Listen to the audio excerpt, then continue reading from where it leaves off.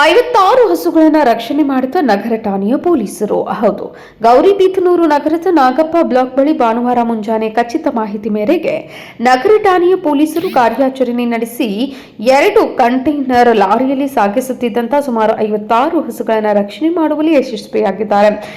SP Kushal ಚೌಕ್ಸಿ ಮತ್ತು ASP Jagannath Roy, ವೃತ್ತ ನಿರೀಕ್ಷಕ ಕೆಪಿ ಸತ್ಯನಾರಾಯಣ್ ಮಾರ್ಗದರ್ಶನದಲ್ಲಿ ನಗರ ಠಾಣೆಯ ಪಿಎಸ್ಐ ಗೋಪಾಲ್ ಮತ್ತು ಸಿಬ್ಬಂದಿ ಕಾರ್ಯಾಚರಣೆ ನಡೆಸಿ 2 ಕಂಟೈನರ್ ಲಾರಿಯನ್ನು ವಶಕ್ಕೆ ಪಡೆದು ತಪಾಸಣೆ ನಡೆಸಿದಾಗ ಅಕ್ರಮವಾಗಿ 56 ಹಸುಗಳನ್ನು ಕಂಟೈನರ್ನಲ್ಲಿ ತುಂಬಿಕೊಂಡು ಹೈದರಾಬಾದ್ನಿಂದ ಕೇರಳ ರಾಜ್ಯಕ್ಕೆ ಕಳುಹಿಸಲಾಗುತ್ತಿತ್ತು ಎಂದು ಲಾರಿ ಚಾಲಕನನ್ನ ಒಬ್ಬ ವಿಚಾರಣೆ ವೇಳೆ ತಪ್ಪು ಒಪ್ಪಿಕೊಂಡಿದ್ದು ಇನ್ನೊಬ್ಬ ಪರಾರಿಯಾಗಿದ್ದಾನೆ.